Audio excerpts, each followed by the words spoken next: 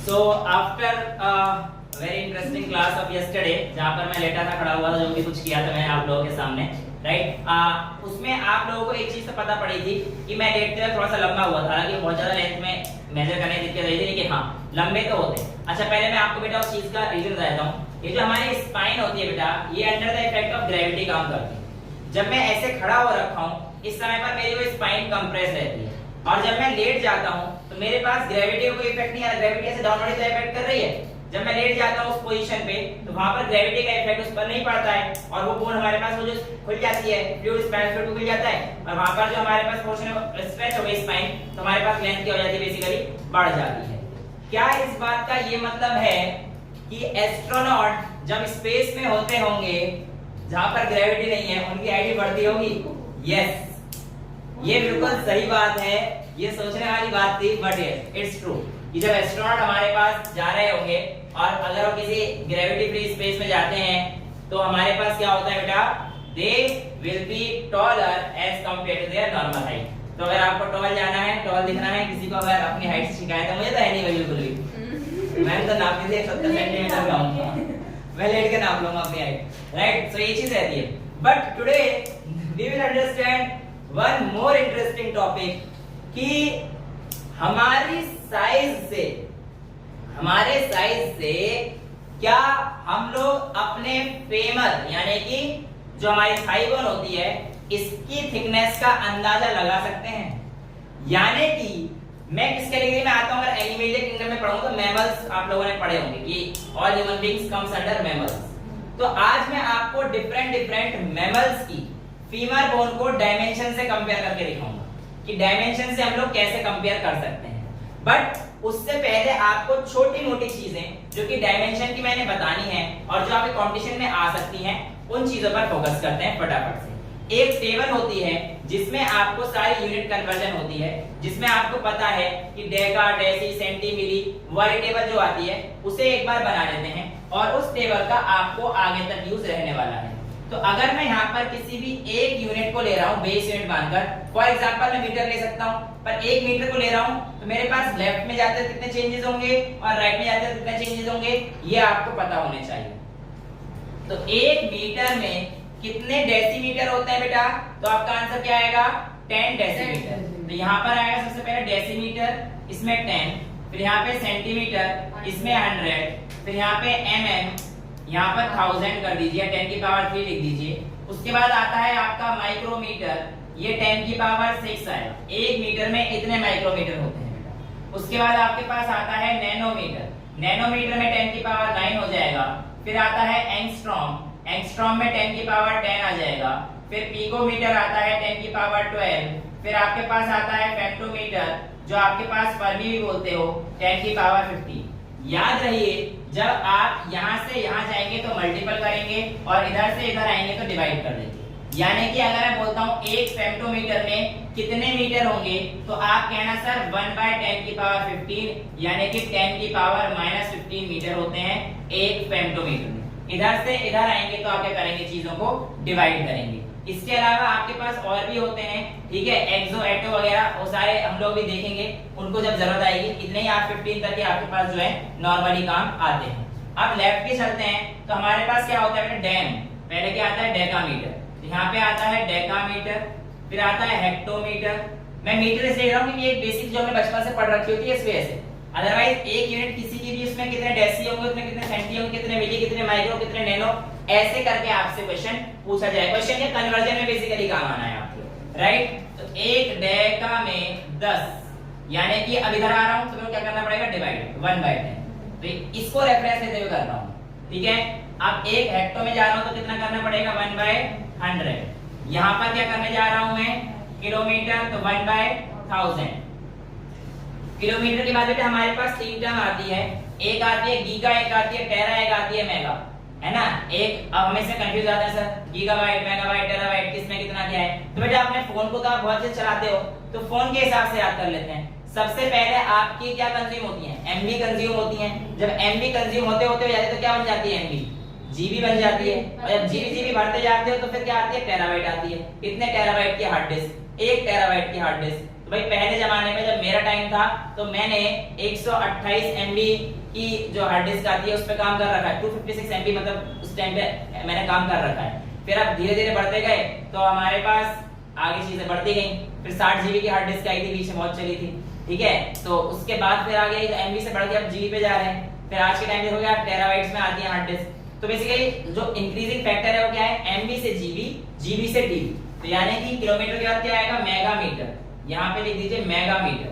तो 1 मेगामीटर में 10 की पावर 6, उसके बाद क्या आएगा बेटा m के बाद गीगा, तो गीगामीटर में 1/10 की पावर 9, और उसके बाद हमारे पास क्या आएगा बेटा टेरा। तो टेरामीटर में हमारे पास कितना आ जाएगा 1/10 की पावर 15, सॉरी 12, ठीक है। हाँ ये टेबल चल रहा है बेटा, एक टाइप से ऐसे समझ लीजिए टेबल ही चल रहा है, ठीक है। तो इतना ही चीज तुम्हारे पास जो है पूछी जाएंगी, बाकी जैसे 15, 18 येटो, एक्टो, ऑक्टो, एटो उन सबको करने की भी जरूरत नहीं है 10 की पावर 18 वगैरह पे, उसको दिक्कत नहीं आएगी। आपकी कन्वर्जन लिस्ट जो है यहीं से बिल्कुल परफेक्ट रहेगी, इतनी आपको दिक्कतें यहाँ पर नहीं आने वाली है। तो ये आपके पास यूनिट कन्वर्जन किसमें कितनी है, जैसे मैं कहता हूँ कि 1 एंगस्ट्रॉम में कितने हेक्टोमीटर होंगे, तो आप क्या करेंगे, हमें दिख रहा है कि हम इधर से इधर आ रहे हैं, हमें क्या करना है डिवाइड, तो यानी कि यहाँ से यहाँ तक आने में 1/10 की पावर 10 हो चुका है। यहाँ पे देखिए ना 10 की पावर 10 से इधर आएंगे तो 1/10 की पावर 10 हो चुका है, और दो और है तो कितना हो जाएगा 1/10 की पावर 12, यानी कि 10 की पावर -12 होते हैं हेक्टोमीटर, किसमें 1 एंगस्ट्रॉम में कितने हेक्टोमीटर होते हैं, तो आपके सामने आंसर आ चुका है। तो इस तरीके से आप आराम से कन्वर्जन कर सकते हैं, कन्वर्जन में तो कोई दिक्कत नहीं होनी चाहिए, ये तो क्लास 9, 7, 8 जो नहीं पढ़ा होगा उसका टॉपिक है, यहाँ का टॉपिक है भी। अब हम लोग थोड़ा सा आगे बढ़ते हैं, ये हम लोगों ने कन्वर्जन टेबल कर ली है, राइट। अब हम लोग आते हैं कि जो हमें डायमेंशंस यूज करनी है वो एक्चुअल में क्या है, कैसे हम लोग यूज करेंगे और क्या उनका रोल हमारे पास आने वाले टॉपिक में रहने वाला है। तो ये कन्वर्जन क्लियर है, आइए समझते हैं। बेटा हमारे पास कल जब हमने यूज करी थी तो मैंने आप लोगों को कुछ तरीके बताए थे, जिसमें मैंने आपको एक फंडामेंटल क्वांटिटी और एक बेस क्वांटिटी के बारे में बताया था। अच्छा, यहाँ पर इससे पहले कि हम लोग डायमेंशन में पहुंचे, एक छोटा सा टॉपिक जो रह जाता है बीच में उसको कर लेते हैं। एक्चुअल में कल हमने देखा था कि लार्ज डिस्टेंस को हम लोगों ने कैसे नापा, राइट। अब स्मॉल डिस्टेंस, लार्ज डिस्टेंस तो आपने नाप ली थी ना, चांद तक की डिस्टेंस या सूरज तक की डिस्टेंस, ये तो हम लोग नाप चुके थे। अब स्मॉल डिस्टेंस को नापने के तरीके आपको पता है, इलेक्ट्रॉन माइक्रोस्कोप है ना, माइक्रोस्कोप है नॉर्मल वाले, ट्यूनलिंग माइक्रोस्कोप है, वॉल्यूमेट्रिक मेथड भी आते हैं। ये सारी चीजें ऑब्सोलेटेड हैं, मतलब अगर आपको पूछना तो मैं डेफिनेटली बता दूंगा, जैसे ये सारी चीजें हम लोग ऑप्टिक्स में ही पढ़ेंगे, ठीक है, तो उसमें कोई प्रॉब्लम नहीं है। आगे आपको पता होना चाहिए कि शॉर्टर डिस्टेंस को कैसे नापते हैं। तो शॉर्टर डिस्टेंस से हमारे पास कौन कौन से मेथड आते हैं, एक माइक्रोस्कोप, इलेक्ट्रॉन माइक्रोस्कोप, ट्यूनलिंग माइक्रोस्कोप और वॉल्यूमेट्रिक मेथड, ठीक है। नेक्स्ट हमारे पास आता है मास को नापने का क्या तरीका होता है। तो मास को नापने का तरीके कई सारे हैं, तो मास स्पेक्ट्रोग्राफी वगैरह से हम लोग मास को नापते हैं, लेकिन यहाँ पर आपको पता होना चाहिए कि रेंज ऑफ मास क्या होती है। तो देखो बेटा, रेंज ऑफ मास की अगर हम लोग बात करते हैं तो मैंने आपको रेंज निकालना सिखा रखा है, सबसे बड़ा और सबसे छोटा। रेंज ऑफ मास में सबसे छोटा मास हमारे पास माना गया है कि इलेक्ट्रॉन का है, तो यानी कि इलेक्ट्रॉन का जो मास है ये हमारे पास 10 की पावर -31, जो ऊपर 9.1 है उसको छोड़ देते हैं, 10 की पावर -31। और यूनिवर्स का मास मैंने आप लोग बताया 10 की पावर 55 तक पहुंचता है, राइट। तो 10 की पावर 55 तक पहुंच रहा है। अब आपसे पूछेगा रेंज कितना है इसका, तो आप क्या कहोगे सर 55 से लेकर -31 तक, यानी कि जो इसका रेंज है लगभग 10 की पावर 86 का रेंज हमें मास के बीच में वेरी होता हुआ दिखाई दे रहा है। तो इतना बड़ा गैप है between the lightest and the heaviest particle in the universe, ठीक है। तो हमारे पास इसका रेंज ऑफ मास आपको समझ में आ चुका है। अच्छा, ऐसे ही हमारे पास रेंज ऑफ टाइम भी आता है बेटा।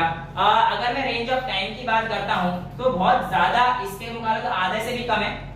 देखते हैं कैसे।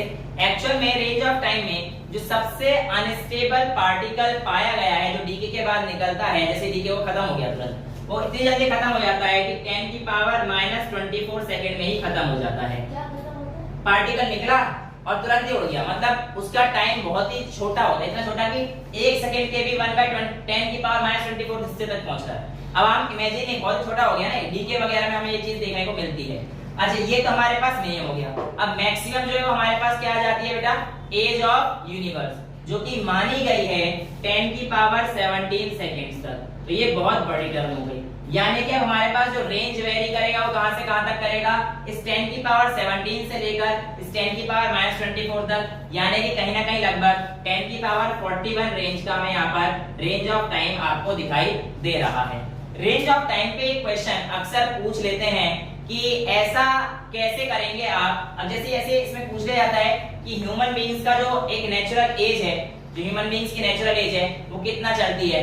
हाँ, तो उसमें जो आपके पास आता है 10 की पावर 9 सेकंड्स रख देते हैं, एज ऑफ मैनकाइंड जो आपको बोलते हैं। तो उसमें एज ऑफ मैनकाइंड जो है हमारे पास वो 10 की पावर 9 सेकंड लेके चलते हैं, ठीक है डेटा को। अब आपसे एक क्वेश्चन पूछ लेते हैं, ठीक है, हमें समझ में आ गया है कि भैया एज ऑफ यूनिवर्स ये है, एज ऑफ मैनकाइंड ये है।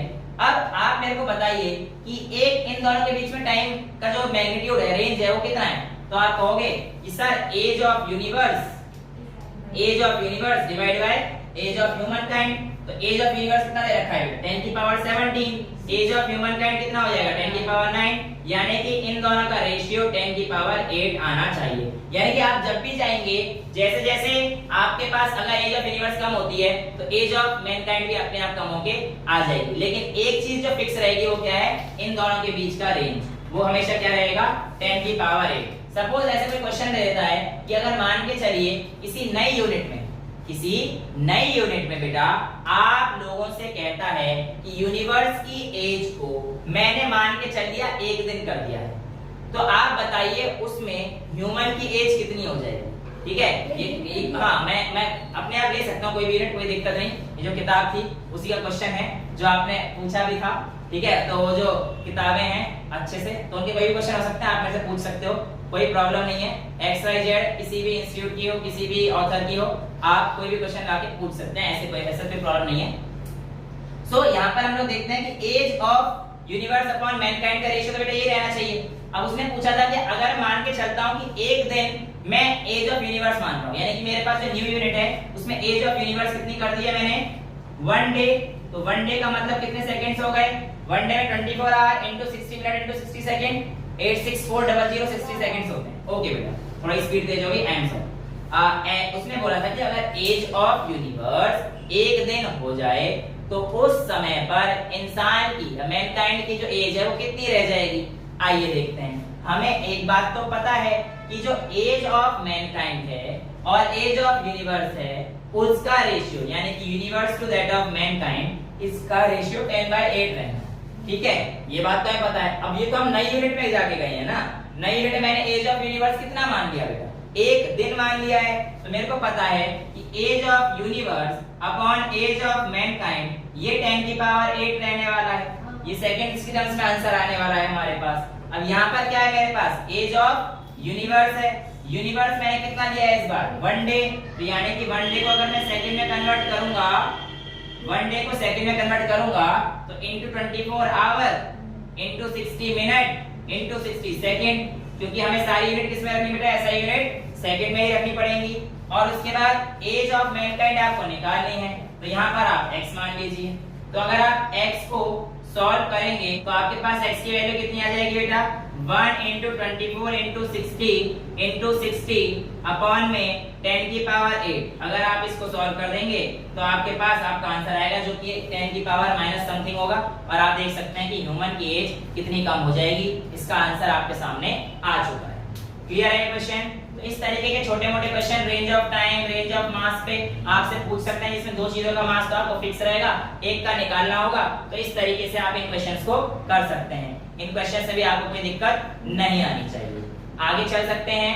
आगे आप लोगों की किताबों में ना टॉपिक्स थोड़े स्कैटर्ड से हैं, लेकिन मेरा तरीका यही है कि चैप्टर जब ओवर हो जाएगा तो आपके पास सारी चीजें पहुंचेगी, उसी कोई दिक्कत नहीं है ना। तो जैसे मैं करा रहा हूँ आप वैसे भी कर सकते हैं, कोई प्रॉब्लम नहीं है। अदरवाइज आपकी जो किताबें जिनसे आप रेफरेंस ले रहे हो आप उनको भी यूज कर सकते हो, मुझे उससे कोई प्रॉब्लम नहीं है। इसको मैं रब कर सकता हूँ, यहाँ तक आपने नोट कर लिया है। अच्छा, अगला टॉपिक है बेटा, मैंने आप लोगों को वहां पर कल की क्लास में कराया था कि आप लोगों के पास कुछ फंडामेंटल क्वांटिटी होती हैं और कुछ डिराइव्ड क्वांटिटीज होती हैं। आइए आज उस टॉपिक को बहुत ही ध्यान से और इत्मीनान से समझते हैं कि कैसे हमारे पास बेस क्वांटिटीज होती हैं और कैसे हमारे पास फंडामेंटल क्वांटिटीज होती हैं और किस तरीके से हमारे फीमर का जो साइज है, जो थिकनेस है, वो कैसे गवर्न करता है किसी भी बॉडी का साइज। स्टार्ट। यस, बिल्कुल करेगा, आज देखेंगे, डोंट वरी अबाउट इट। तो कल का आंसर मैं दे चुका हूँ। हाँ, कुछ बच्चे कह रहे थे कि सर आपने ना चीटिंग करी है, आपने ना वो पंजे खोल लिए थे और पंजे की हाइट भी नाप ली थी। मतलब ये 2-4 कमेंट्स भी आए हैं और मेरे को पर्सनली बोला गया है। तो बेटा मैंने चीटिंग नहीं करी, इसको दिक्कत हो रही है, खुद नाप के देख लो। You will be taller while you laying down, क्योंकि इसके पीछे साइंस है, साइंस से आगे कोई चीज थोड़ी है। ठीक है, साइंस किसकी है बेटा? स्पाइन की साइंस है। ठीक है, तो under the effect of gravity आपके साथ ये सारी कहानी होती हैं, इसीलिए you are taller when you lay down. Okay well, आज हम लोग बात करने वाले हैं बेस क्वांटिटी और डिराइव्ड क्वांटिटी की, यानी कि फंडामेंटल क्वांटिटी और उससे हम लोग डिराइव्ड क्वांटिटी कैसे निकालते हैं, या किसी भी चीज की यूनिट हो उसको हम लोग कैसे निकालते हैं। देखो बेटा, मैंने कल आपको कुछ बेस क्वांटिटी लिखवाई थी, उसमें से 7 क्वांटिटी कुछ इस प्रकार थी। सबसे पहले थी मास, दूसरी थी लेंथ, तीसरी थी टाइम, चौथी थी करंट, पांचवी थी amount of substance, thermodynamic, temperature, luminous intensity. Very good बेटा, शाबाश, इतना याद रहता है, इससे आगे तो आपको कुछ याद रहता है। Luminous intensity. और उसके बाद मैंने आपको तो सप्लीमेंट्री यूनिट लिखवाई थी, प्लेन एंगल और सॉलिड एंगल। ठीक है, तो अभी हम लोगों ने उससे क्वेश्चंस कर लिए, उसको हम लोग नहीं लेके चल रहे हैं कि हमारे पास काम अभी इतने का है, और इवन जो हमारे पास मेन काम है आज के लिए वो सिर्फ और सिर्फ हम लोग इससे करने वाले हैं, मास, लेंथ और टाइम से। आइए देखते हैं कैसे करते हैं। देखिए बेटा, मास, लेंथ और टाइम का इस्तेमाल मैं आज डिराइव करूंगा इससे और भी अलग अलग यूनिट्स। देखो, मास को मैं किससे रिप्रेजेंट करने वाला हूँ? m से, लेंथ को मैं l से और टाइम को t से। आराम से तो मास को m, l और t से, कैपिटल T रहने वाला है बेटा मेरे पास ये।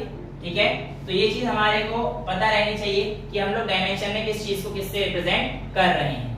अब आप लोगों को अगर बेसिक फॉर्मूलाज पता हैं तो आप किसी भी चीज की डायमेंशन निकाल सकते हैं। आइए शुरुआत करते हैं एक छोटे से बेसिक फॉर्मूला से। बेटा सबसे पहले मैं लेता हूं एरिया। अब एरिया आपको पता है कब आता है? एरिया आता है जब आप साइड को साइड से मल्टीप्लाई करते हो या लेंथ को ब्रेड से मल्टीप्लाई करते हो। तो बेसिकली इस बार आपको ये नहीं देखना कि आपको साइड से साइड मल्टीप्लाई कर रहे हो या लेंथ को ब्रेड से मल्टीप्लाई कर रहे हो या क्या कर रहे हो, नहीं। आप बेसिकली ये देख रहे हो कि मैं दो सेम क्वांटिटीज लेके चल रहा हूं। लेंथ को लेंथ से मल्टीप्लाई किया तो मेरे पास क्या बनेगा? L square. भाई मेरे पास एरिया है, इसमें बेसिकली मैं करता हूं लेंथ इनटू ब्रेड, बट मेरे को ये नहीं देखना, मुझे ये देखना है कि मैं लेंथ किस में नापता हूं। लेंथ को मैं एल यूनिट लिखता हूं, मीटर में नापता हूं, तो बेसिकली लेंथ की मेरे को यूनिट क्या लिखनी पड़ेगी यहाँ पे? एल। तो इसलिए एरिया का डायमेंशन एल हो जाएगा। सिमिलरली ब्रेड चाहे कितनी भी हो, नापूंगा तो उसे मैं लेंथ में ही ना बेटा, ब्रेड को नापना तो लेंथ में ही है, तो जब ब्रेड को नापूंगा लेंथ में तो मैं लिखूंगा तो उसके लिए बेटा एल ही, तो एल इंटू एल मेरे पास कितना आ जाएगा? L2। तो इसकी डायमेंशन हमारे पास कितनी आ जाएगी? L square. ये आपको क्लियर हुआ? अच्छा, एक और देख लेते हैं पहले। जो हमारे पास आता है वो है वॉल्यूम।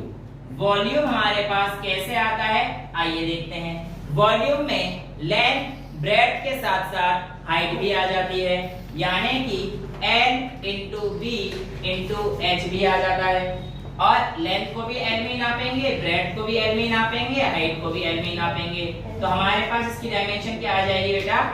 L3। तो आप लोगों को डायमेंशन का टॉपिक समझ में आ रहा है धीरे धीरे। अब एक थोड़ा सा स्टेप बढ़ा देते हैं। अब आगे चलते हैं किसी एक क्वांटिटी, जैसे कि स्पीड। स्पीड की डायमेंशन क्या होगी बेटा? आइए देखते हैं। अब देखिए बेटा, स्पीड की डायमेंशन को लिखने के लिए एक्चुअल में ये फंडामेंटल क्वांटिटी नहीं है, तो अब हमें डिराइव करना पड़ेगा कि स्पीड कहां से आई है, कैसे आई है। तो स्पीड किससे आती है बेटा? मीटर पर सेकंड या डिस्टेंस अपॉन टाइम से। तो स्पीड इज इक्वल टू क्या होती है? Distance upon time. डिस्टेंस को आप किस में लिखते हो? L की टर्म्स में, और टाइम को किस में लिखते हो? T की टर्म्स में। तो आपके पास क्या हो जाएगा? LT -1। जब ये T ऊपर जाएगा तो बेटा T -1 का हो जाएगा, तो इसलिए इसकी डायमेंशन क्या हो जाएगी? LT -1 हो जाएगी। अगर आपको किसी भी यूनिट का पता है, आप उससे भी डायमेंशन निकाल सकते हैं। एग्जांपल के तौर पर इसी को देख लेते हैं बेटा। डिस्टेंस को हम लोग किस में नापते हैं? मीटर में। टाइम को किस में नापते हैं? सेकंड में। तो हमारे पास ये जो वैल्यू है ये किस में आ जाएगी बेटा? मीटर पर सेकंड। तो फिर से भाई, मीटर किसकी यूनिट होती है? लेंथ की, और टाइम सेकंड किसकी होती है? टाइम की। तो यूनिट किस में आएगा? LT -1 है ना। जैसे मास को हम लोग केजी में लिखेंगे, लेंथ को हम लोग किस में लिखेंगे बेटा? मीटर में लिखेंगे, और टाइम को हम लोग किस में लिखेंगे? सेकंड में लिखेंगे। एक्चुअल में ये ऐसा फिक्स है, जरूरी नहीं है। एक्चुअल में ये ऐसा फिक्स है, ये जरूरी नहीं है। हमारे पास सिस्टम कई तरह के हैं, उनमें से कुछ सिस्टम ऐसे हैं जो आपको पता होने चाहिए। जैसे कि मैं अगर बात करता हूं तो बेटा हमारे पास टाइप ऑफ सिस्टम में एक आता है MKS सिस्टम। MKS सिस्टम में लेंथ को मीटर में, मास को किलोग्राम में, और टाइम को सेकंड में नापा जाता है, इसलिए इसे बोलते हैं MKS सिस्टम। बेटा हमारे पास कुछ सिस्टम होते हैं, उन सिस्टम में से एक है हमारे पास MKS सिस्टम। इस MKS सिस्टम में मास को किलोग्राम में नापा जाता है, लेंथ को मीटर में नापा जाता है, और टाइम को सेकंड में लिखा जाता है। ठीक है, MKS सिस्टम बोलते हैं इसे। दूसरा हमारे पास आता है, उसे हमारे को बोला जाता है CGS सिस्टम। CGS सिस्टम को बेटा हम लोग कैसे नापेंगे? आप देख सकते हैं, आप जहां पे हम लोग पहले मीटर में नाप रहे थे, अब सेंटीमीटर में नापेंगे। जहां पे हम लोग किलोग्राम में नाप रहे थे, अब हम लोग ग्राम में नापेंगे। जहां पे हम लोग सेकंड नाप रहे थे, वहां पे अब भी सेकंड में ही नापेंगे, उसमें कोई अंतर नहीं आने वाला है। अच्छा, अगला देखते हैं। तो अगला हमारे पास आता है FPS सिस्टम। F यहाँ पे हमारे पास डिस्टेंस को नापने की यूनिट है फुट, और मास के लिए यहाँ पे हम लोग यूज करते हैं पाउंड। तो आता है फुट पाउंड सिस्टम। ठीक है, तो ये हमारे पास foot, FWD foot, POUND pound, और system second, foot pound second system. ठीक है, तो ये हमारे पास फुट पाउंड सेकंड 3 तरीके के सिस्टम होते हैं। अगर हम लोग बात करते हैं आज के टाइम पे हम लोग किस सिस्टम का इस्तेमाल कर रहे हैं, तो आपको साफ साफ नजर आ रहा होगा MKS सिस्टम, बट ऐसा नहीं है। एक्चुअल में हमारे पास जो सिस्टम यूज होता है वो हमारे पास होता है स्टैंडर्ड इंटरनेशनल सिस्टम। ठीक है, जिसे आप स्टैंडर्ड इंटरनेशनल सिस्टम पढ़ते हैं, इंटरनेशनल है। ठीक है, तो स्टैंडर्ड इंटरनेशनल सिस्टम को हम लोग यूज करते हैं, और कुछ मॉडिफिकेशन MKS सिस्टम की ही करके हमने SI सिस्टम को बनाया है। अच्छा, दूसरी चीज बेटा, इस MKS सिस्टम को हम लोग गॉर्जी सिस्टम भी बोलते हैं, इसको हम लोग गॉस सिस्टम भी बोलते हैं।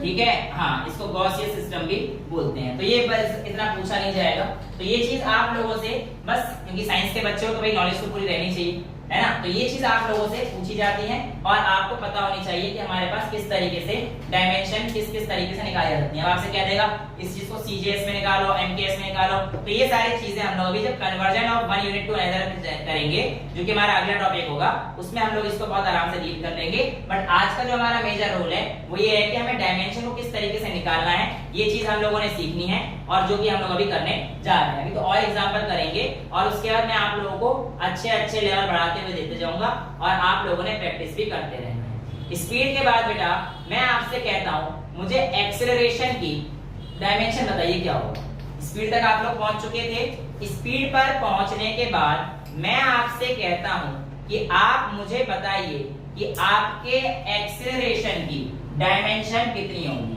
सर, एक्सेलरेशन की डायमेंशन को निकालने के लिए हमें इसकी यूनिट याद है। आपको पता है कि ये मीटर पर सेकंड स्क्वायर होता है।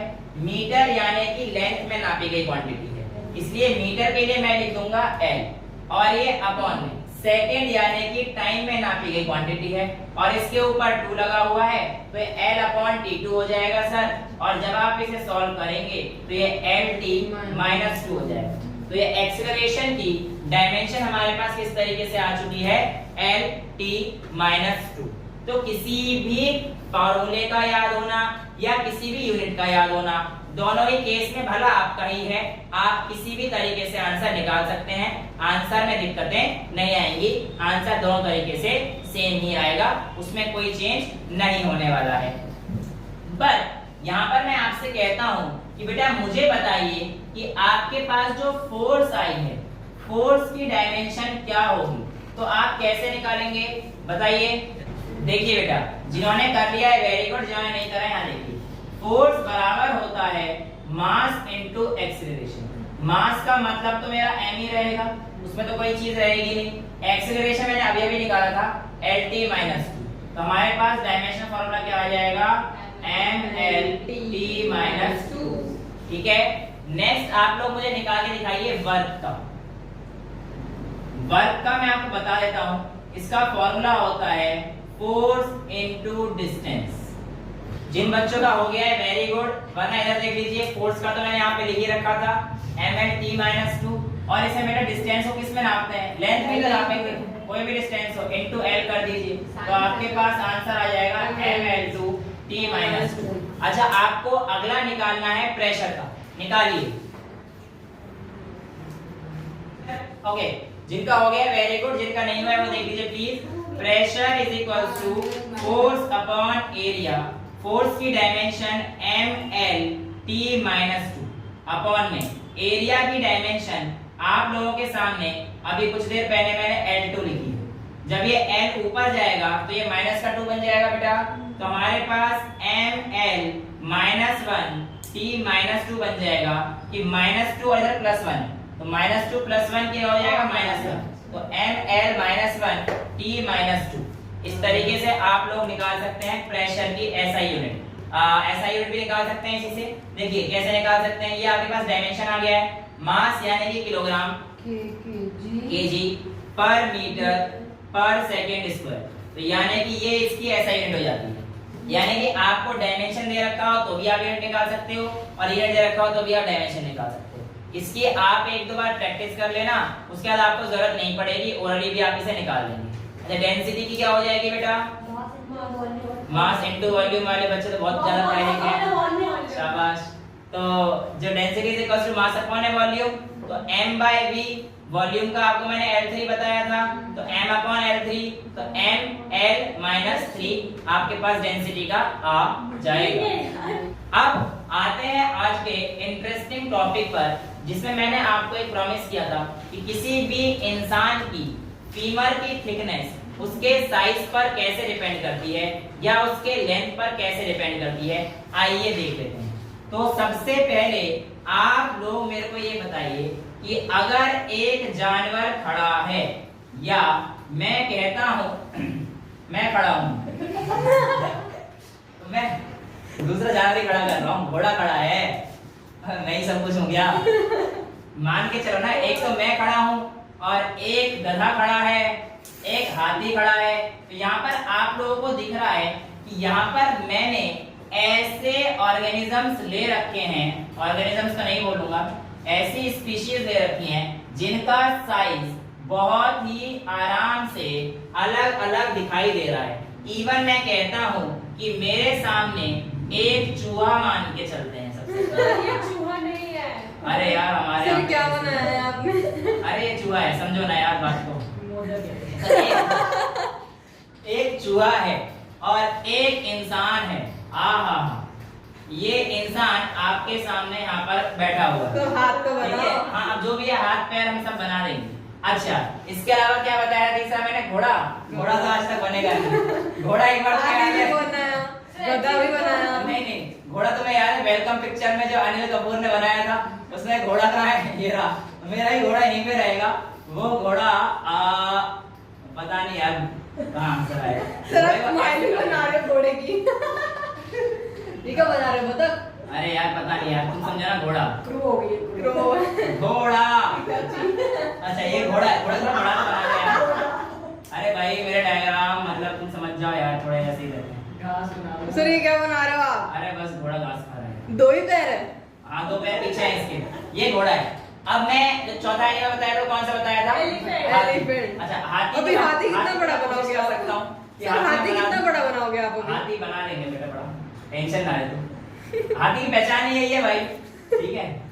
ओ भाई ये इसके टस्क जा रहे हैं, ये हाथी का साइज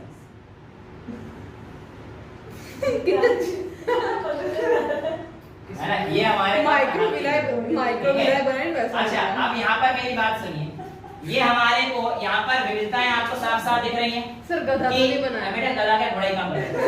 इधर देखो ध्यान से, यहाँ पर ये सारे एक्चुअली मैमल्स के अंडर आते हैं। ये सारे किस कैटेगरी के अंदर आएंगे? मैमल्स के।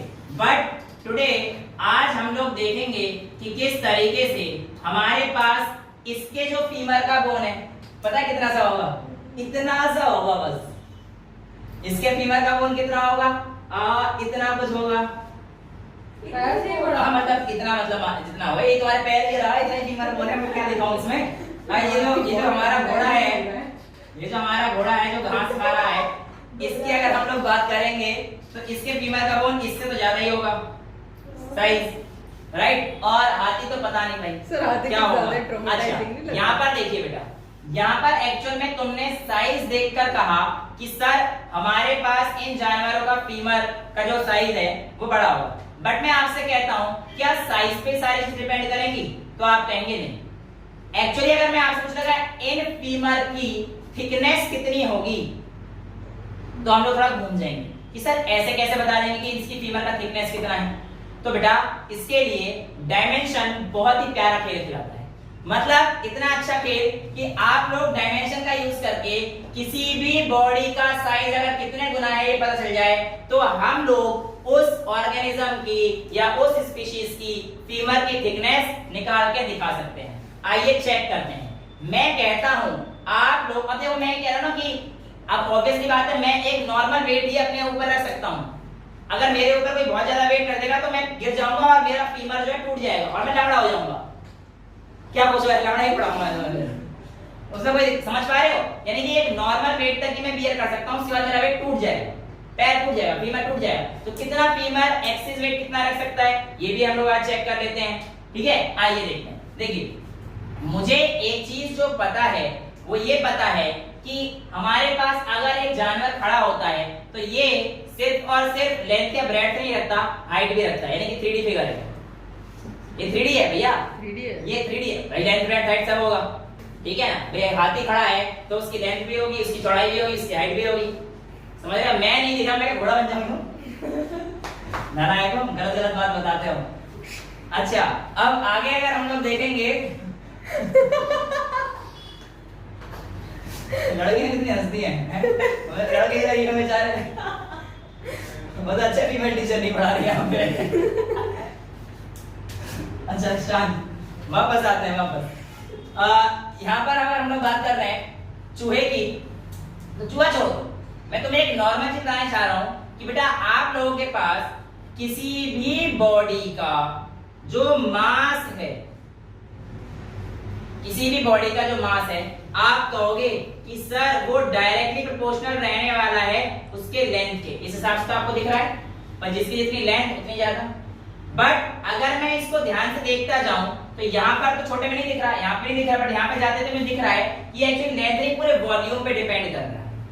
यानी कि सर आप कह सकते हो कि ये मास डिपेंड करेगा एल क्यूब पर। बिल्कुल सही बात है भाई, मास प्रोपोर्शनल है एल क्यूब के, यानी कि वॉल्यूम के प्रोपोर्शनल है। अच्छा मैं आपसे कहता हूं कि आप लोगों के पास जो प्रेशर है किसी भी इंसान के या किसी भी हाथी के ऊपर झेला जा सकता है, वो आपको मैंने अभी भी बता दिया है। प्रेशर बराबर फोर्स अपॉन में एरिया। फोर्स में हमारे पास बेसिकली यहाँ पे मास भी लिख सकता हूँ, कोई फर्क नहीं पड़ने वाला है क्योंकि अभी डायमेंशन को रेट कर रहा हूँ, mg होता है। बट आप उसकी तरफ से मत जाइए, आप यहाँ देखिए कि प्रेशर मास के प्रोपोर्शनल है बेसिकली। और यहाँ मैं इसको कांस्टेंट कर देता हूँ क्योंकि प्रेशर तो हमारे पास कांस्टेंट रहने वाला है। तो आप ये भी कह सकते हो कि जो मेरा मास है वो एरिया किसके, एरिया ऑफ फीमर, यानी कि मैं आपसे पूछ रहा हूँ कितने एरिया पे, यहाँ पे एरिया ऑफ फीमर की बात है जो मेरे को निकालनी है, तो मैं उसके पाई डी स्क्वायर निकालूंगा। बेटा देखो पाई आर स्क्वायर से किसी का भी एरिया निकाला जा सकता है। क्रॉस सेक्शनल एरिया आपकी फीमर बोन होती है, कुछ इस तरीके से मान के चलो यार, ये आपके पास एक फीमर बोन है, तो इसका जो क्रॉस सेक्शन एरिया निकालोगे तो आप कैसे निकालोगे, पाई डी स्क्वायर से पाई आर स्क्वायर से, ठीक है। तो एरिया में बेसिकली अब डी पाई कांस्टेंट वाली टर्म ना सारी नेगलेक्ट हो जाएंगी, उसको आप लोग छोड़ दीजिएगा। तो pressure is equal to force upon area, मैं इसको हटा तो मैं लिख सकता हूं कि m डायरेक्टली प्रोपोर्शनल है एरिया के, एरिया का मतलब L2 और यहाँ पे तो मैं थिकनेस की बात कर रहा हूं, तो मैं उस थिकनेस को d से डिनोट कर देता हूं, तो d2। तो यहाँ पे मेरे को दिख रहा है कि m L3 के बराबर है, यानी कि वॉल्यूम के बराबर है, मास L3 के बराबर है ना, और m d स्क्वायर के बराबर है। तो इसका मतलब इन दोनों इक्वेशन से क्या आप ये कह सकते हो कि L3 डायरेक्टली प्रोपोर्शनल है D2 के? बिल्कुल साफ साफ दिखाई दे रहा है कि आपके पास L3 डायरेक्टली प्रोपोर्शनल है D2 के, है कि नहीं?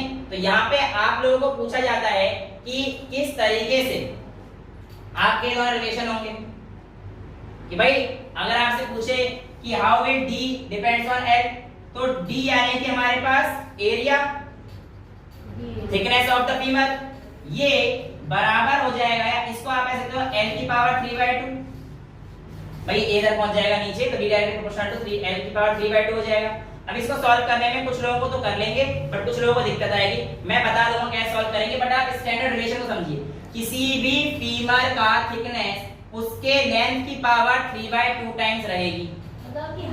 यस, मेरी इसकी थिकनेस मेरे लेंथ की 3/2 कर दूंगा तो मेरे पास वैल्यू आ जाएगी। एग्जांपल के तौर पर अगर आपसे कहता है कि कोई भी ऑर्गेनिज्म अगर आपके पास एक ऑर्गेनिज्म से 10 टाइम्स लंबा है, मान के चलो मेरा जो नॉर्मल साइज है उससे ये घोड़ा 10 गुना लंबा है, तो बताओ इसका जो फीमर होगा उसकी थिकनेस क्या होगी? तो 10 गुना ज्यादा है, ऐसा तुम्हें लग रहा है बेटा, साइज 10 गुना ज्यादा है, पर जो फीमर की थिकनेस है उसका रिलेशन हमें इससे निकालना पड़ेगा। इसीलिए जो आपके पास थिकनेस ऑफ फीमर आएगी वो बराबर हो जाएगी L10 की पावर 3/2, बेसिकली सॉल्व करोगे अप्रोक्सीमेट 30 टाइम्स, यानी कि जो मेरे फीमर की थिकनेस है उसके 30 गुना घोड़े की थिकनेस है। ये बात मैंने साइज देख के बता दी है, ये आपको आराम से तो कहीं कॉम्पिटिशन में नहीं बताया जाएगा।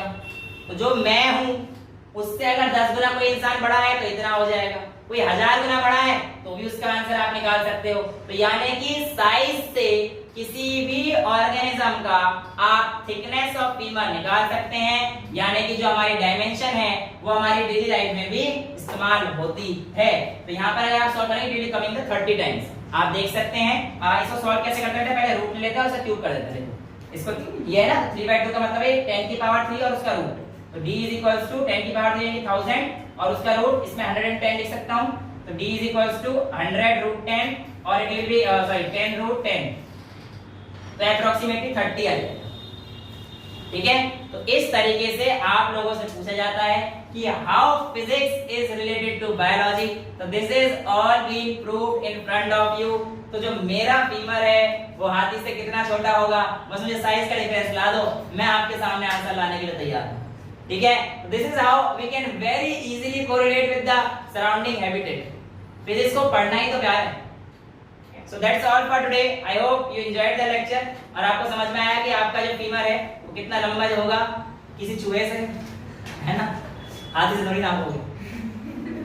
Thank you so much.